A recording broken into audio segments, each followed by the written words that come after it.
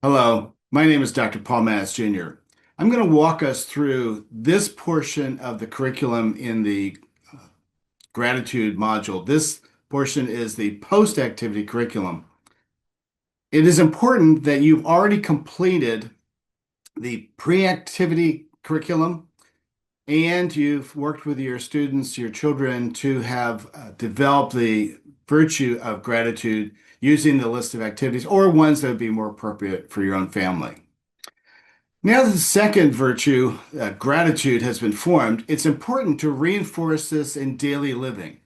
There are two reasons for this. First, it's obvious you want to maintain the virtue in the lives of your child.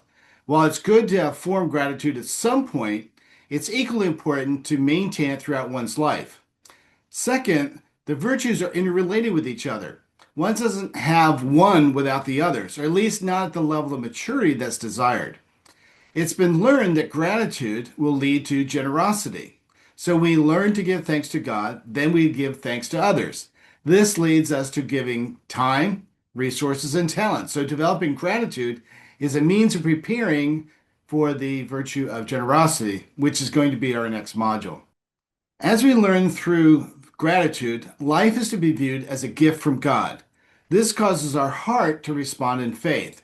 The gifts from others can remind us of this in many ways.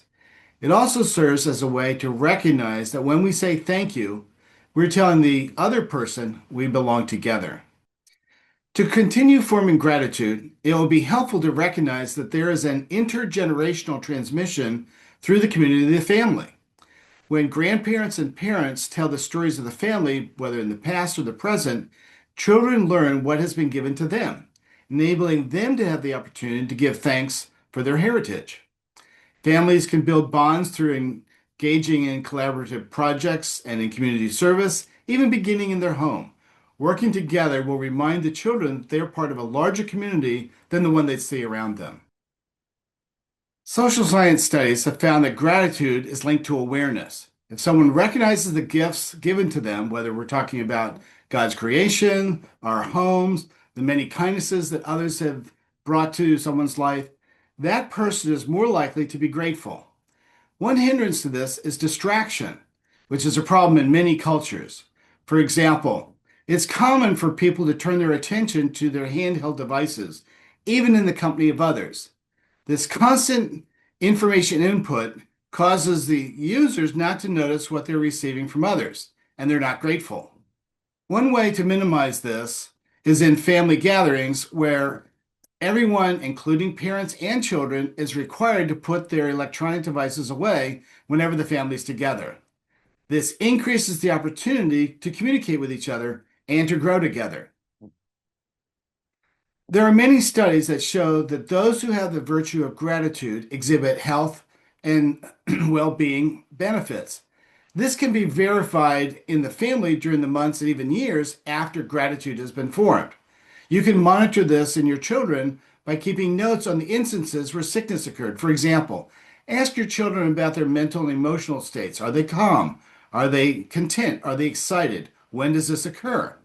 Are they worried? Are they lonely? Are they angry? And when does this occur? You can develop your own lists and talk with your children about their lives. Paul wrote in Romans 5, verses 3 and 4, that suffering produces perseverance, perseverance, character, and character, hope. David Brooks wrote The Road to Character, in which he pointed out that suffering teaches gratitude. When life goes as normal, we think of the love we receive from others as something we deserve. However, when we suffer, we realize that this love is undeserved and should in fact be a cause for thanks. As we explore how the virtue of gratitude can continue to be developed, we need to see how the challenges in life can make us humble and give thanks. You can help your children learn from difficult times that they are able to draw closer to God and become more like Him. Help them practice focusing on the good in things and not the bad. This aids them in realizing that God is present in all circumstances. You also will be able to watch for instances where gratitude is not being expressed. The opposite would be ingratitude, which is a state of being, and ungrateful, which is the behavior. When children exhibit a sense of entitlement, resentment, indifference, or a discontent, you'll know that there needs to be more attention to be placed on forming gratitude. The child will need to learn to have realistic expectations regarding life. This will lead to gratitude and joy.